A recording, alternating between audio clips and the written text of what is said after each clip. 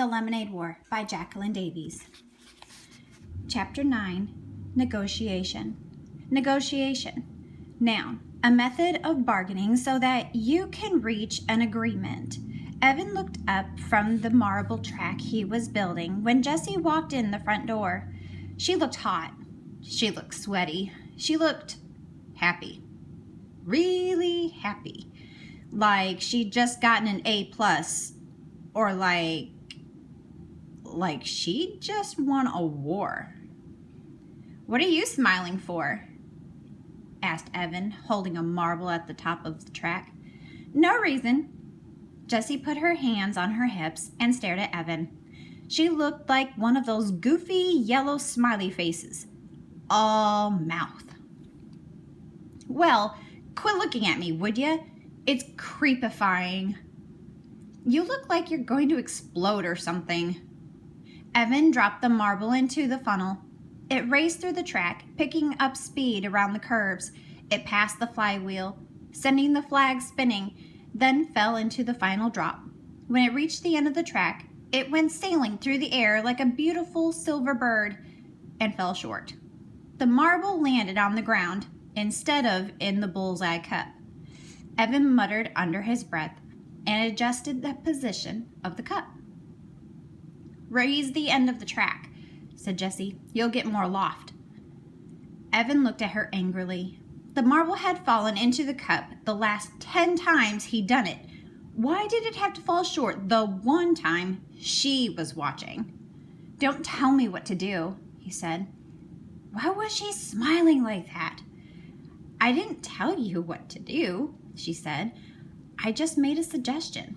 Take it or leave it." She turned to walk up the stairs. "Grumpminster Fink," she tossed over her shoulder. Evan threw a marble at her, disappearing back, but missed by a mile. Well, he hadn't really been aiming anyway. He just wanted that feeling of throwing something. He'd been feeling the need to throw something these past 4 days. Grumpminster Fink. That was the name of a character he'd made up when he was 6 and Jessie was 5. That was back when Mom and Dad were fighting a lot and Jessie and Evan just had to get out of the house. They'd scramble up the climbing tree.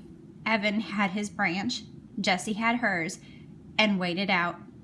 Sometimes they had to wait a long time, and once when Jessie was thirsty and impatient and cranky, Evan had said, "Be quiet and I'll tell you a story about Grumpminster Fink." Grumpminster Fink was a man who was cranky and mean and made everybody miserable. But deep down, he wanted people to love him.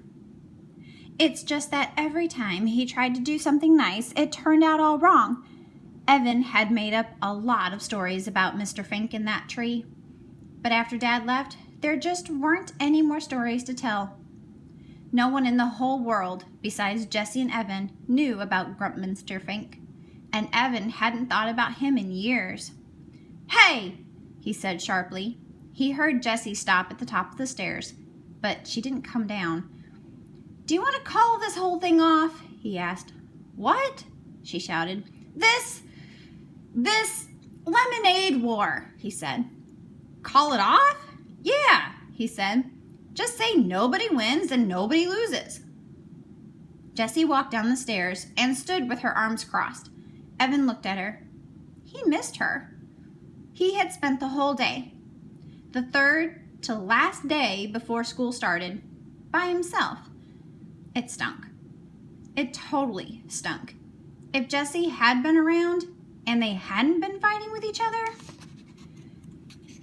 they could have played air hockey or made pretzels or built a marble track with twice as many gizmos that launched the marble into the bullseye cup every time. Jessie was very precise. She was good at getting the marble to go into the cup. "What do you say?" he asked.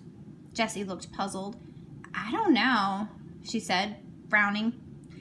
"You see, Megan she..." Evan felt his face get hot. Megan Moriarty. Every time he thought of her, his throat got all squeezed and scratchy. It was like the allergic reaction he had if he accidentally ate a shrimp.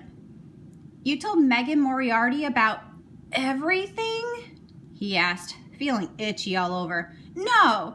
Well, what everything? Asked Jessie. Evan thought she looked like a fish caught in a net.